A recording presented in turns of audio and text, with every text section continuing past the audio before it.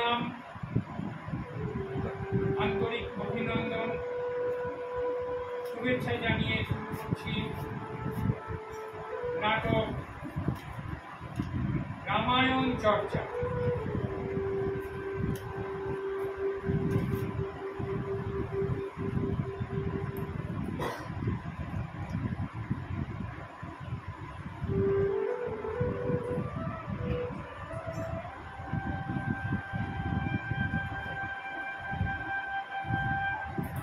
নমস্কার।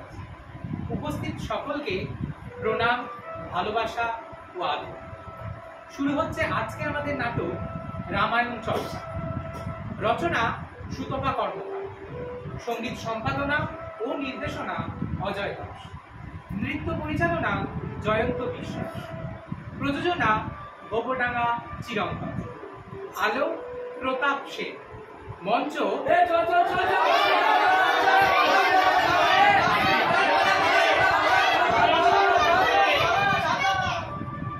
কি ব্যাপার, এদিকে এত গন্ডগোলের আওয়াজ?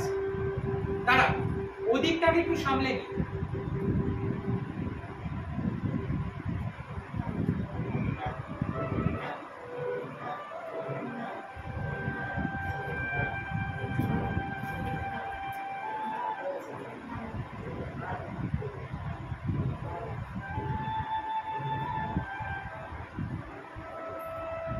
তুমি সৈনিক হওয়া সাধু, মানুষ কিংবা ভগবান যেই হবে সামনে এসে আমি তো সুরত্নাকর কাউকে ধোকা দিচ্ছি, বাজি ধরে পারবে। যদি আমার বাহুবল পরীক্ষা করতে চাও তবে বাজি থেকে বেরিয়ে এসো, দেখি তোমার ক্ষমতা।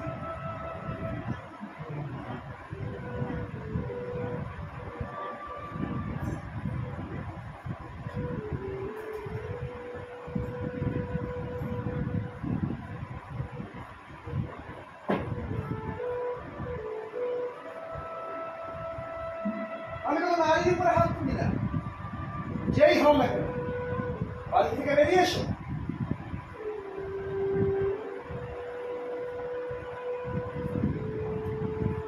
ও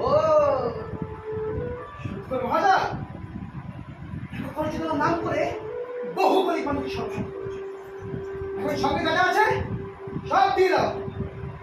রত্নাকর না, মানে তুমি বাঁচতে চাও তবে সঙ্গে যা আছে সব দিয়ে দাও, নয়তো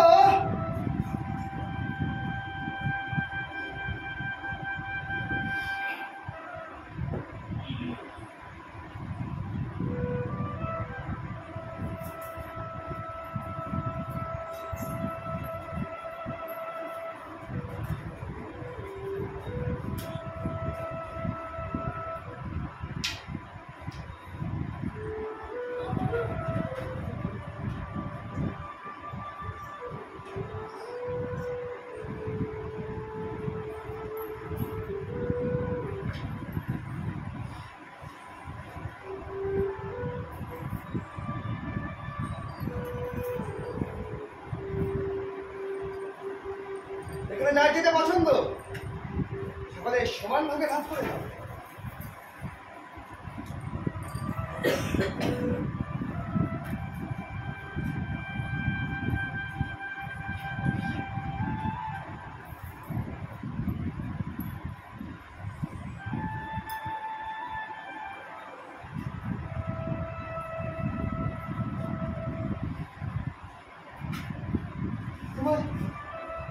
তোমার কণ্ঠ হাতটা আমায় দেবে, তার পরিবর্তে যা ইচ্ছে তুমি। নিশ্চয়ই সরকার, এই নিন সরকার।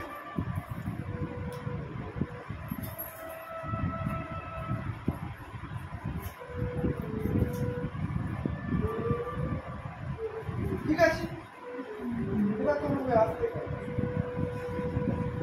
আর হ্যাঁ, একটা কথা, কেউ যেন পান ছাড়া কিংবা বেশ্যালয়ে শিশুর হাত থেকে বাঁচলেও কথা দেখিয়ে ওই বেশ্যাই সঙ্গে দেবে। ঠিক বলেছে সরকার, এত কষ্ট করে কামাই করা ধন এভাবে নষ্ট করবো? কখনো না।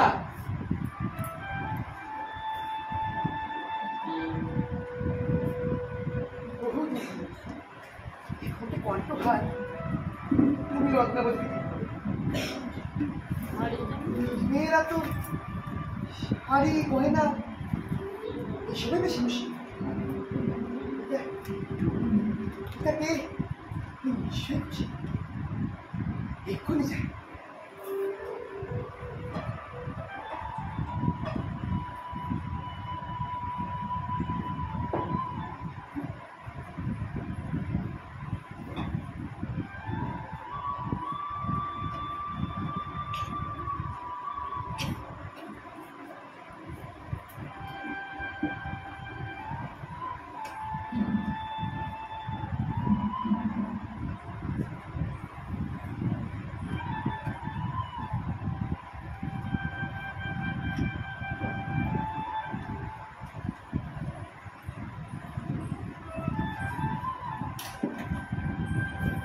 রত্নাবলী, রত্নাবলী, রত্নাবলী,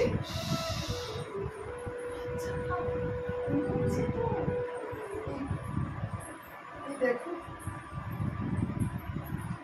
কি এনেছি। আমার আমার বহুদিনের শখ। হাত দিলে আমি বলি বলতে পারবে না। লোকে তো বলবে ডাকাতি করা গয়না। আরে বাবা, তোমার আমার গয়না লোককে দেখানো কি আছে? মানুষ কষ্ট করে লজ্জা নিবারণের জন্য, সর্দি গর্মি থেকে বাঁচাও চলবে। সে তো সমস্ত মানুষকে দেখানোর জন্য। তো আমি কি করবো?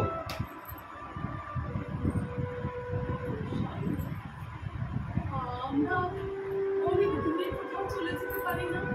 কোথায়? যেখানে আমাদেরকে কেউ চেনে না।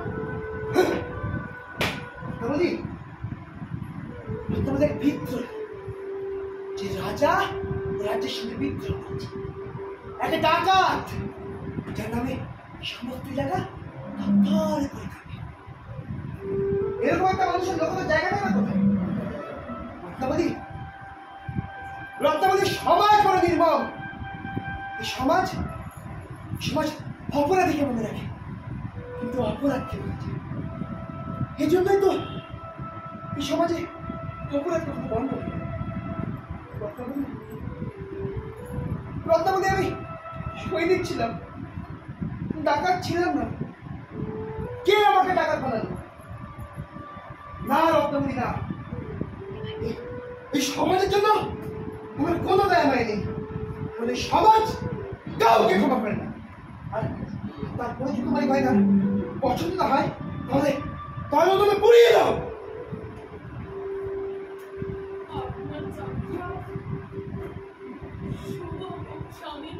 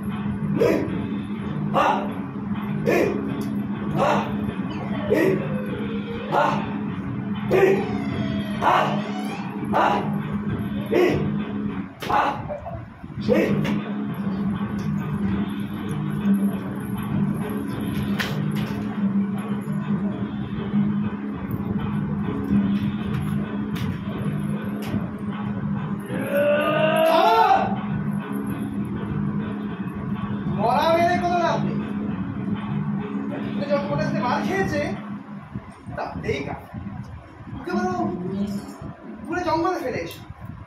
আরে বাবা, তো আছে নাকি? ঠিক বলেছো স্যার, স্যার।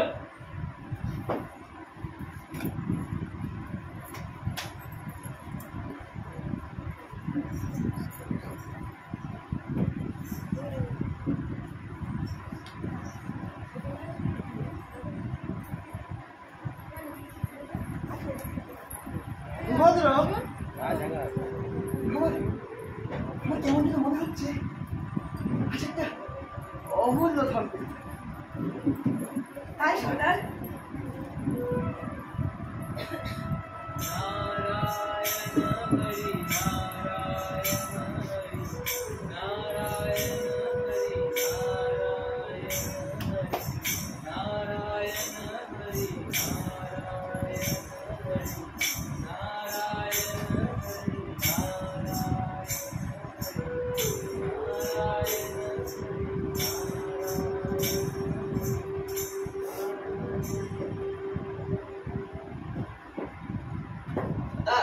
লোকটিকে জঙ্গলের বেশ সময় দেখলাম একজন এদিকেই আসছে। দেখে মনে হলো সাধু টাধু হবে। তাহলে আর কি, কমণ্ডলের জলের ছিটে ছাড়া আর কিছুই পাওয়া যাবে না। তোমরা সকলে প্রস্তুত হয় না?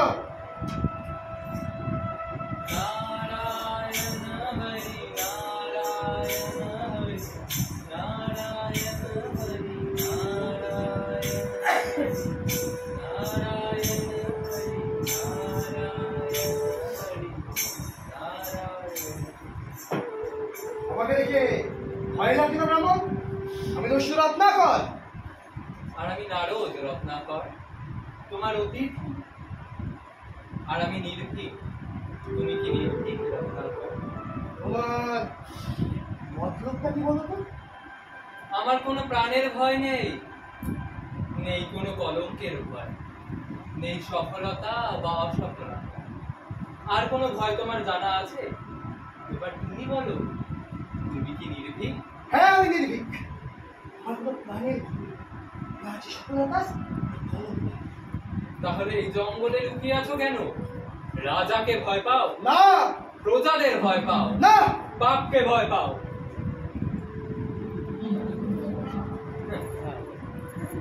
আমি উত্তর দিচ্ছি, পাপ করছো তাই পাপকে ভয় পাও। আমি তোমার সম্বন্ধে বহু শুনেছি, তুমি আমায় ফাঁসাতে পারবে না। আমি বাপকে ভয় পাই, রাজা কিংবা রাজ্য কাউয়ের ভয় আমার নেই। তা জানো, কাউকে আমি তো আমি সাম্রাজ্যের সঙ্গে বিদ্রোহ করছি, সমাজের সঙ্গে বিদ্রোহ করছি। এই জন্য তো এই জঙ্গলে বহাল তরিয়া করছি। এটা আমার প্রতিশোধ। কি ছিল সেই পাপ যাকে তুমি ভয় পাও? আমাকে উত্তেজিত করো না যে আমি তোকে হত্যা করি। পাপ আর পুণ্যের পরিভাষা নিশ্চয়ই তোমার জানা আছে। দুর্বলের উপর সবলের উপর। আমি সাম্রাজ্যের বিস্তার দেখেছি, গায়ে জোরে হত্যা।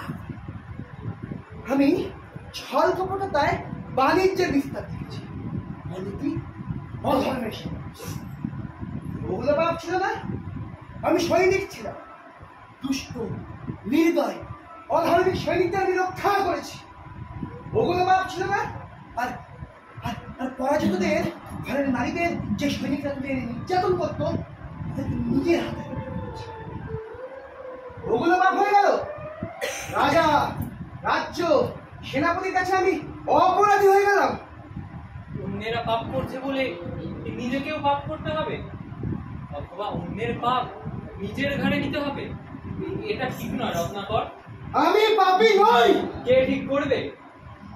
যারা তোমার সাথে আছে বা যারা নেই, তোমার পরিবার, আত্মীয় স্বজন কিংবা তোমার পিতা, এইসব নিকট আত্মীয়রা কি তোমার এই পাপের ভাগীদার হবে? কেন নয়? আমি যা করছি এত সব তাদের সুখের জন্য।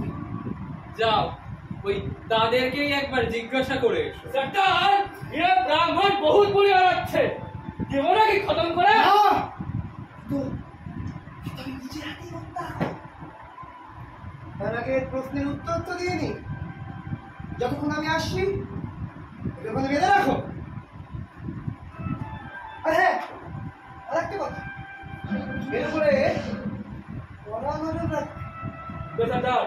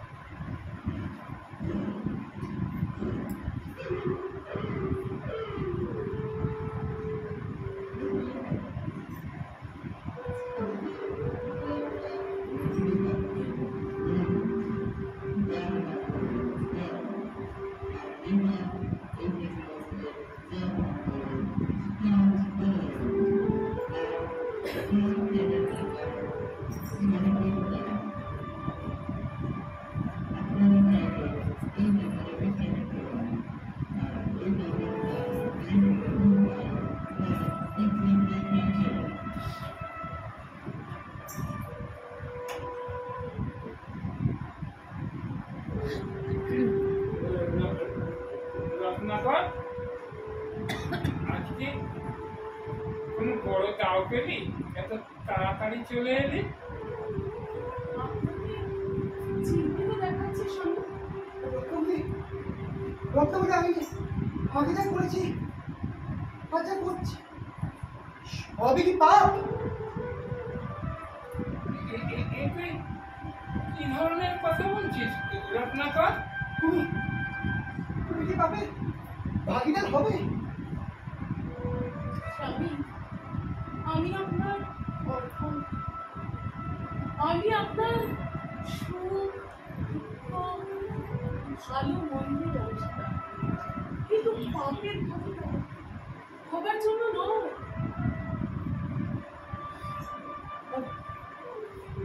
পিতা আপনি?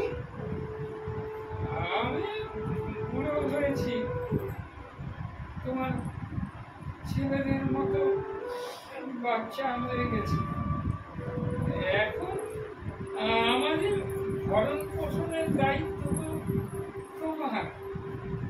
তুমি কি করে আমাদের ভরণ পোষণ করাবে তোমার ব্যাপার। আমার কি বলার আছে বলো?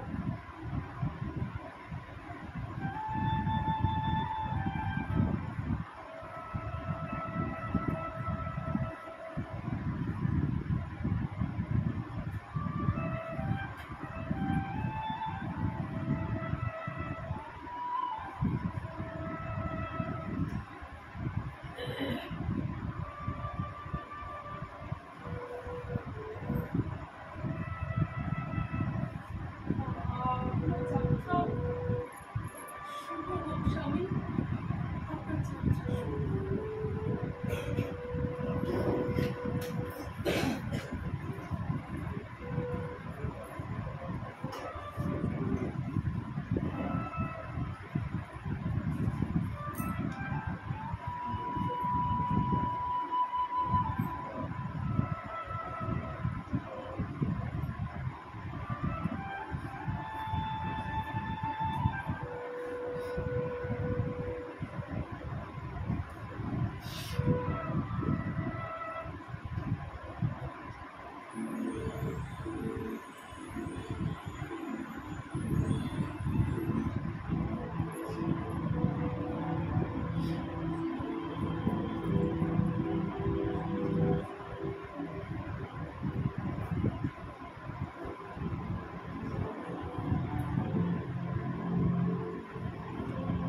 তোমার সব সাথীরা আমাকে একা রেখে চলে গেছে রত্নাকর।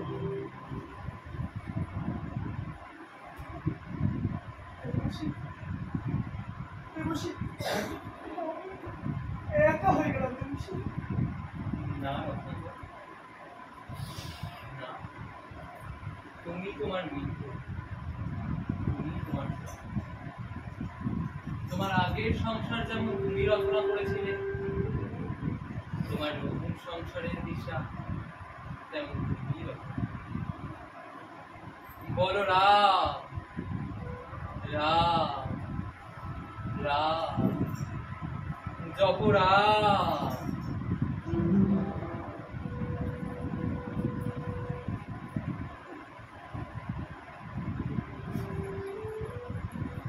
गोविंद जय जय गोपाल जय जय, गोविंद जय जय गोपाल जय जय, गोविंद जय जय।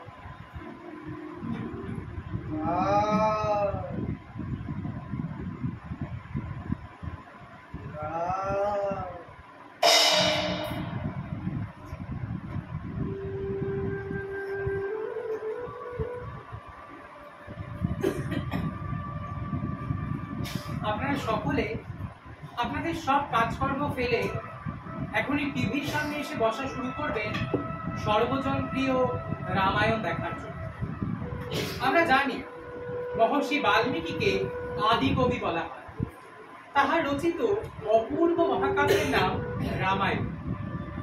রামায়ণ আদি মহাকাব্য। এই কাব্য ব্যাসদেবের রচিত মহাভারত অপেক্ষা প্রাচীন।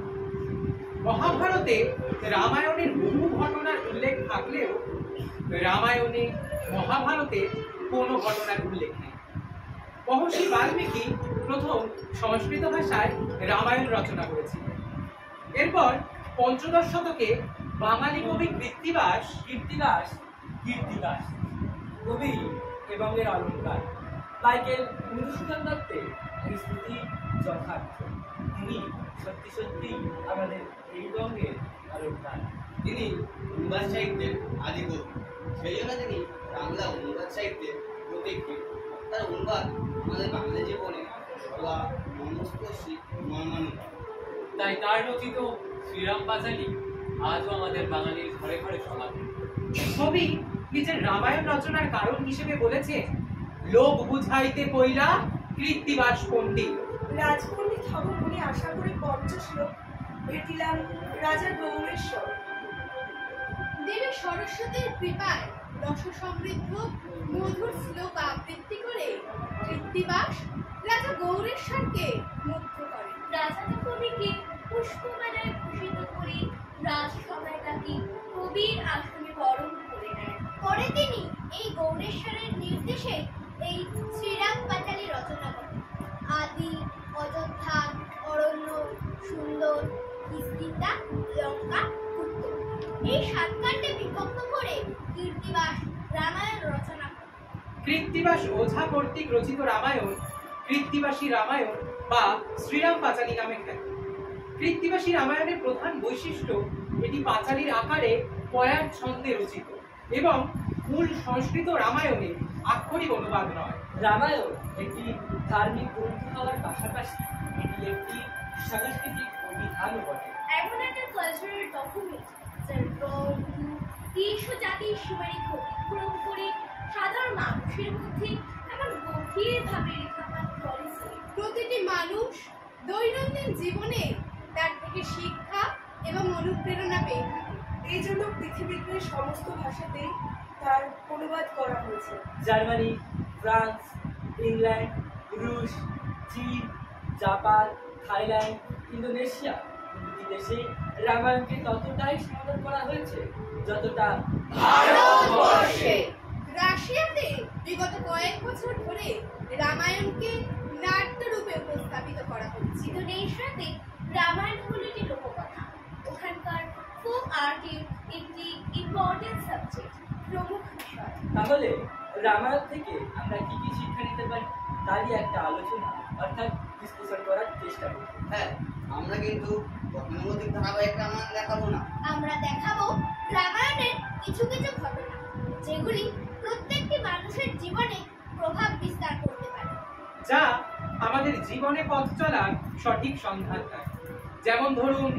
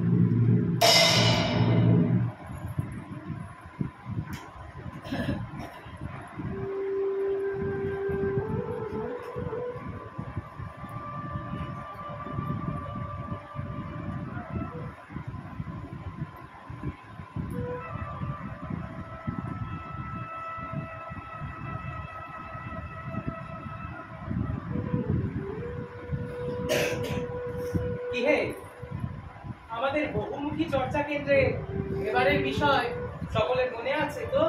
হ্যাঁ হুজুর, মনে আছে। আমাদের এ মাসের বিষয় রামায়ণ চর্চা।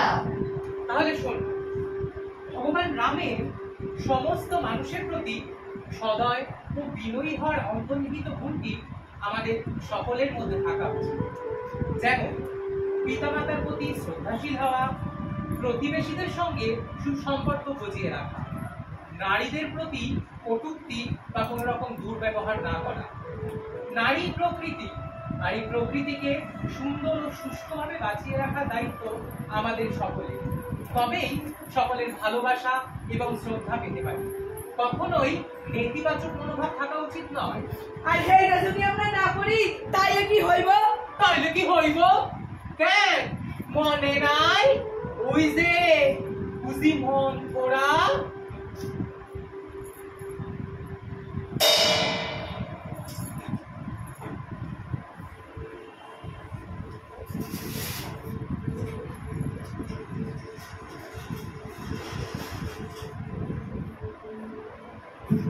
মন্থরা, মন্থরা, মন্থরা।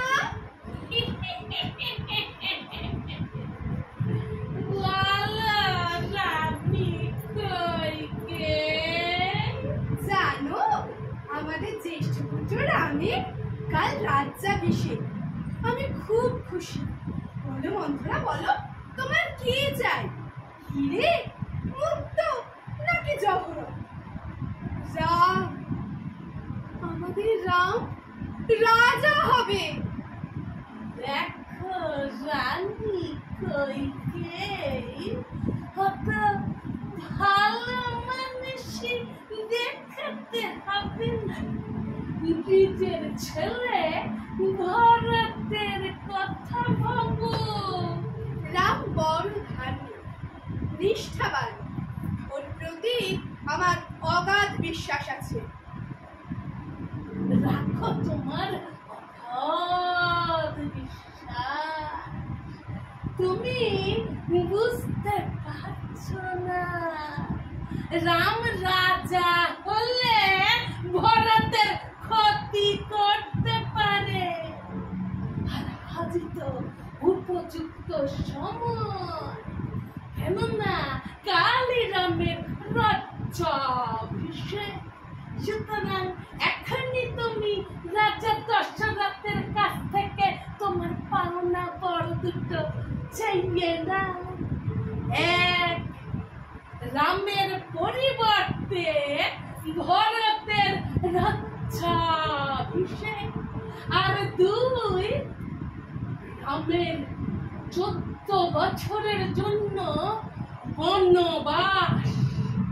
আর এইটা যদি তুমি না করতে পারো, তাহলে ওই কৌশল্যা রাজমাতা হয়ে তোমাকে দাসীবতীর মতো কাজ করাবে। ঠিক বলেছ বন্ধু, এটা তো আমি ভেবে দেখিনি। আমি এক্ষুনি যাচ্ছি।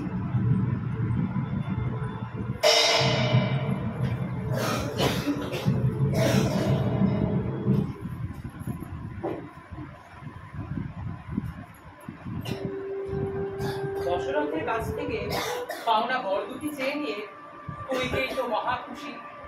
এরপর দশরথের কি পরিস্থিতি হয়েছিল তা আমরা সকলেই কম বেশি জানি। ব্যক্তি স্বার্থ চরিতার্থ করবার উদ্দেশ্যে মন্থরার পরামর্শে কইকেয়ীর ভালো মানসিকতাও সংকুচিত হয়ে গেল। আমাদের সমাজে এরকম মন্থরারা অনায়াসে বিচরণ করছে। আমাদের উচিত এই সমস্ত শয়তান দুষ্ট মানসিকতার মানুষের সংস্পর্শ ত্যাগ করা, তা না হলে সমূহ বিপদ। তাই নয় কি? এখনো সময় আছে, স্বয়ং বিচার করুন।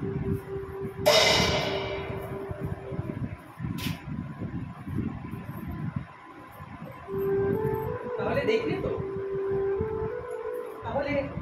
দেখলে তো তোমরা, একজন ভালো মানসিকতার মানুষকে বারংবার নেতিবাচক কথা শোনালে তার ভালো গুণগুলো নষ্ট হয়ে যায়। তাই আমাদের সর্বদা অসৎ সঙ্গ ত্যাগ করা উচিত। ভগবান রাম তার পিতামাতার প্রতি শ্রদ্ধাশীল এবং কর্তব্যপরায়ণ ছিল। পিতৃসত্য রক্ষার্থে রামকে 14 বছরের জন্য বনবাসে যেতে হয়েছে।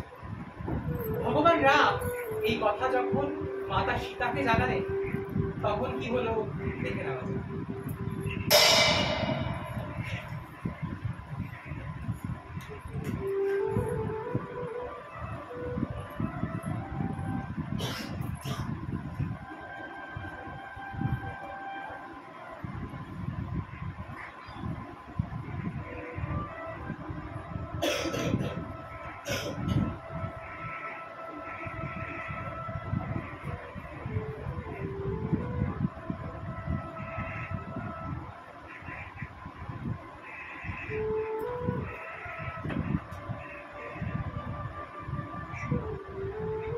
আপনি মন খারাপ করবেন না তো, আমি সব শুনেছি।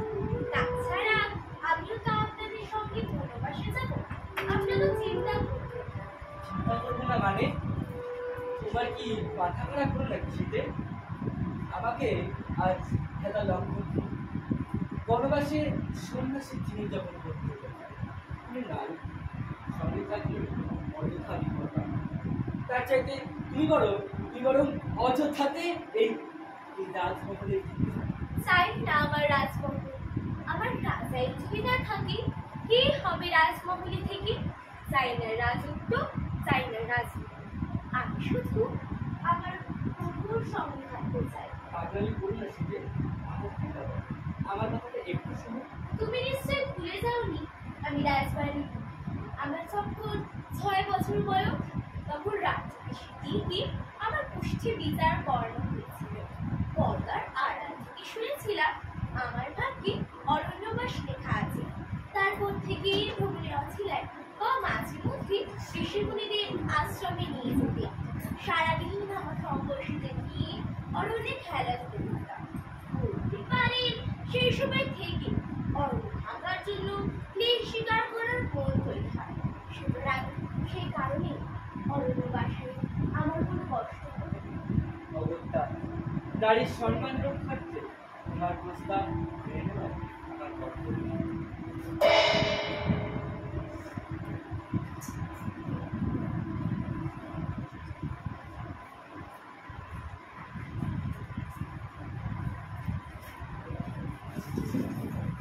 পিতৃসত্য পালনের জন্য তার এই আত্মত্যাগ তার বাবা মার প্রতি শ্রদ্ধা এবং নিষ্ঠা প্রকাশ করে।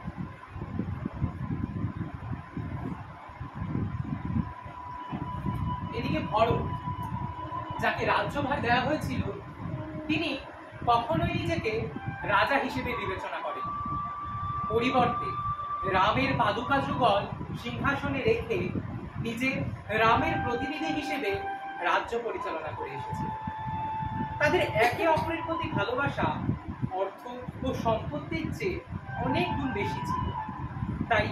তাই আমাদেরও উচিত অন্য যে কোনো কিছুর চেয়ে সবার আগে মানুষের কাজের মূল্যায়ন করা।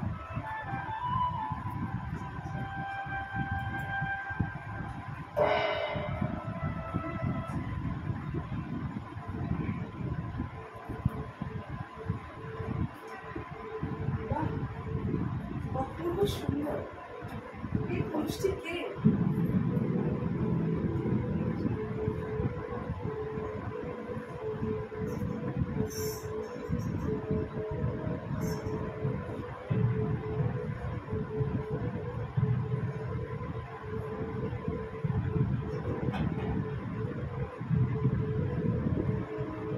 কে হে তুমি রমণী? এই জঙ্গলে কি কাজে এসেছো? তার আগে আপনার পরিচয়? এই জঙ্গলে তো কোনো মানুষ প্রবেশ করবার কথা নয়। আমি রাম, অযোধ্যার দশরথ আমার পিতা। আমি 14 বছরের জন্য বনবাসে এসেছি। আমার উদ্দেশ্য সফল হতে চলেছে। এই দেবতার মতো মানুষটিকে যদি আমি স্বামী হিসেবে পেতাম, আমি শূর্পণখা, লঙ্কাধিপতি রাবণ, আমার দাদা, বিভীষণ, কুম্ভকর্ণ আমার ভ্রাতা, আমি তোমাকে বিবাহ করতে চাই। না, তা কি করে সম্ভব? ওই যে দেখছো পুষ্পচয়নে ব্যস্ত, ওই আমার সীতা। আচ্ছা শীতে, আমি একটু বেরোচ্ছি। দাদা লক্ষণ, ও, এত সুন্দর স্ত্রী থাকতে আমাকে বিবাহ করবে বা কেন? দাঁড়াও, এর একটা ব্যবস্থা আমি করেই ছাড়বো।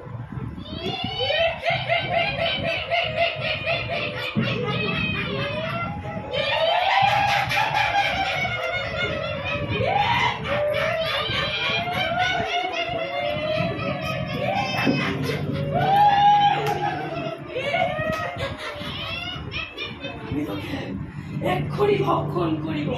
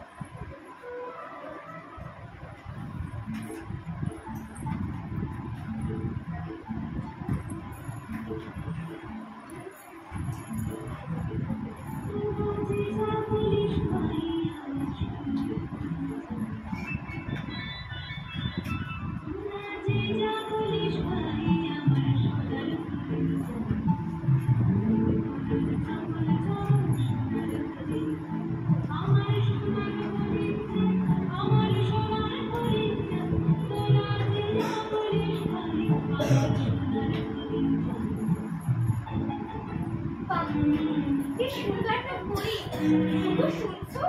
দেখো কি সুন্দর একটা বই, ওটা আমার চাই। ও এই কথা, তথাস্তু শীতে। লক্ষণ, ছাতা লক্ষণ, বলো জ্যেষ্ঠ। আমি একটু বেরোচ্ছি, তুমি এদিকটা লক্ষ্য রেখো। ঠিক আছে।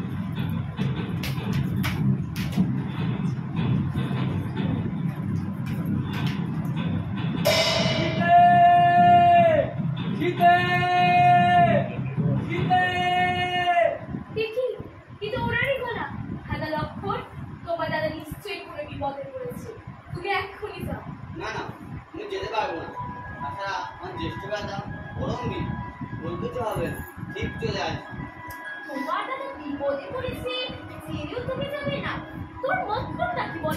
ছি মা তো কত কথা বলবার প্রয়োজন নেই, আমি এক্ষুনি যাচ্ছি। তবে হ্যাঁ, আমি এই ঘূর্ণি কেটে যাচ্ছি, কোনো পরিস্থিতিতে এর বাইরে বেরোবেই না। বাইরে বেরোলে বিপদ হতে পারে না মা তো।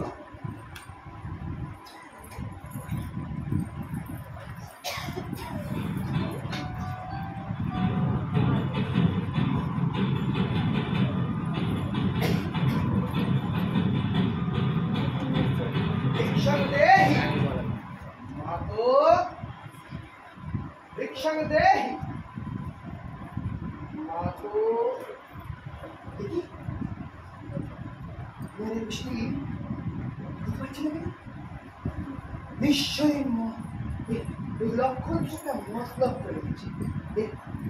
সঠিক কৌশল আমাকেও দেবে। আমরা ঋষি, এর বেশি অধিকার আমার নেই। আমি বরং তোমার এই আঙিনার অবস্থান করছি, তুমি কিন্তু হঠাৎ হচ্ছে আমার বাইরে বেরোতে বাসন করেছে, এদিকে দুয়ার দরজায় ইচ্ছে করি আমায় ক্ষমা করবেন প্রভু। এই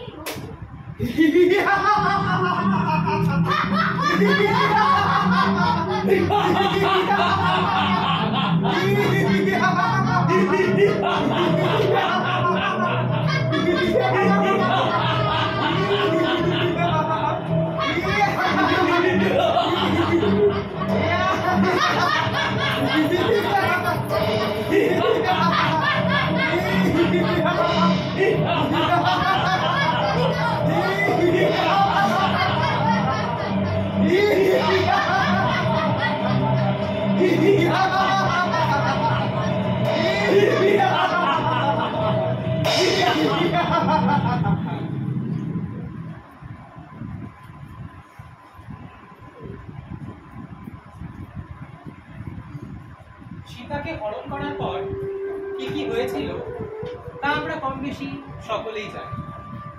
রাবণের অহংকার চূর্ণ করে সীতাকে উদ্ধার করতে রামের প্রয়োজন হয়ে পড়ল দেবী দুর্গার অকাল মৃত্যু।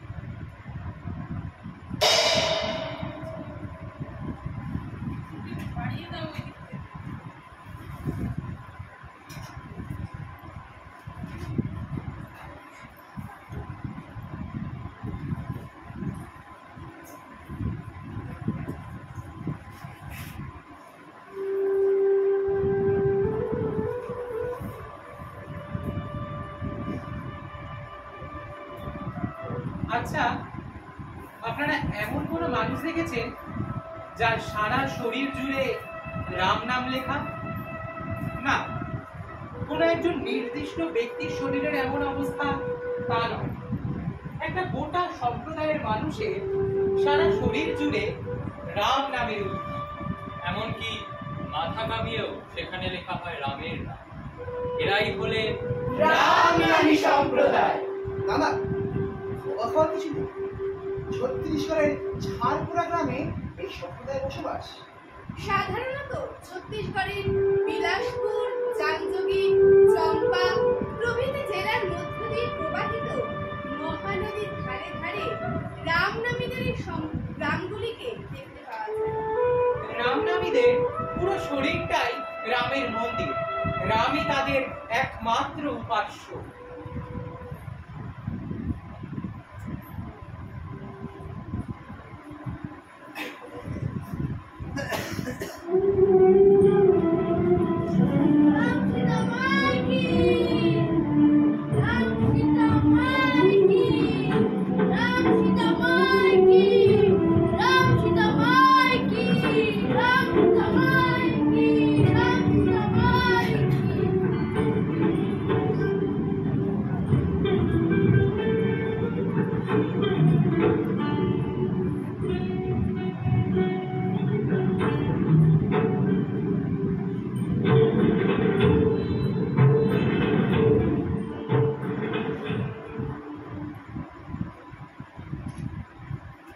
মহাকাব্য অনুযায়ী মর্যাদা পুরুষোত্তম রাম তার বনবাসের সময় সমাজের অন্তত গোষ্ঠীর মানুষদেরকে নিজের কাছে টেনে নিয়েছে।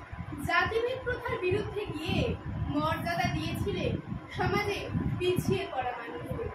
তাই রামনামী সম্প্রদায়ের মানুষেরা একমাত্র রামকে জায়গা দিয়েছিলেন তাদের মনে। পেশাগতভাবে এই সম্প্রদায়ের মানুষটা ছিল চর্মকার। পশুর চামড়া ছাড়িয়ে তাতে নানান রকম জিনিস তৈরি করাই ছিল তাদের একমাত্র পেশা। কিন্তু পরের সময়ের সঙ্গে সঙ্গে তারা এই পেশা ছেড়ে দিয়ে চাষবাস, শিল্প ও ধাতু শিল্পকে বেছে নেয় নিজেদের জীবন ধারণের জন্য।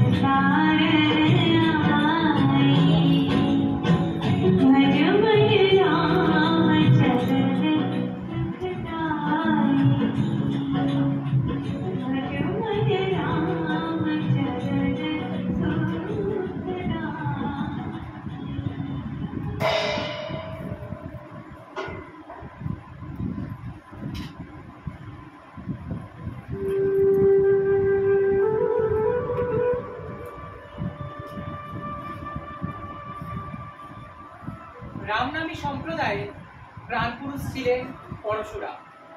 1890 সালে তিনি প্রথম নিজের কপালে রাম নাম খোদাই করেছিলেন। পরশুরামই এই সম্প্রদায়ের পথপ্রদর্শক। তবে শুধু শরীরেই রাম নামের উল্কি আঁকিয়ে ক্ষান্ত হন না রাম ভক্তের সম্প্রদায়ের মানুষ। তাদের বাড়ির দেওয়ালে কালো রঙে রাম নাম লেখার পাশাপাশি নিজের শরীরে রাম নাম লেখা চাদরও গায়ে জড়ান তারা, যেহেতু নিজের শরীরকে রামের মন্দির বলে মনে করতেন এই সম্প্রদায়ের মানুষজন, তাই তারা নিজেদের পবিত্রতা ধরে রাখতে ধূমপান বা মদ্যপান করেন। এমনকি তাদের নামের মধ্যে থাকতে হতো রাম নামের উল্লেখ। সর্বোপরি প্রত্যেক দিন তারা নিষ্ঠা করে রাম নাম জপ করে। তবে এখনো তাদের মধ্যে প্রচলিত রয়েছে যে শিশুর বয়স 2 বছর হলেই তার বুকে রামের নাম লিখে দেওয়া। এদের গ্রামে প্রার্থনার জন্য রয়েছে একটি আলাদা ঘর, আর তাতে রয়েছে তুলসীদাসের রামচরিতমানস। এটাই তাদের গর্বগ্রন্থ, এটাই তাদের বিগ্রহ।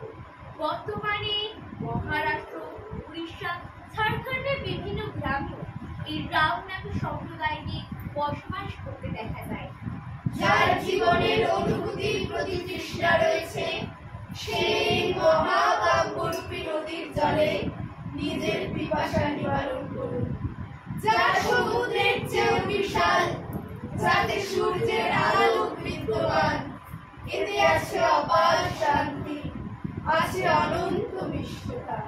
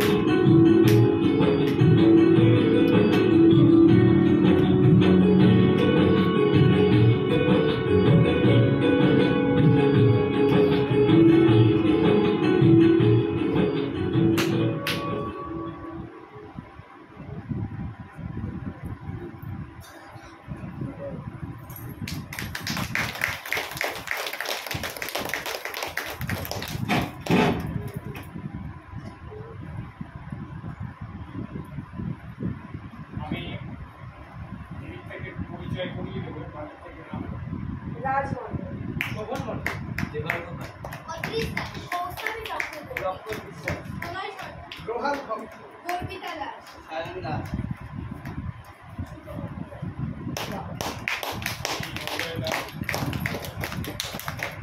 আপনাদের সঙ্গে কিছু কথা শেয়ার করছি। আপনাদের বলার আগে আমি নিজেই বলছি, নাটকে বেশ কিছু ত্রুটি হয়েছে, আমি নিজে বলছি, কারণটা একটু পরে বলছি। এর মধ্যে থেকেও আপনাদের ভালো লাগানোর চেষ্টা করেছি। ভালো হলে বলবেন, কোথাও মন্দ লাগলে বা কোথাও মনে হয় এই জিনিসটা এর সঙ্গে অ্যাড করলে ভালো হয়, এরকম কিছু গঠনমূলক কিছু বক্তব্য থাকলে, খারাপ হলে অবশ্যই আমাকে বলবেন।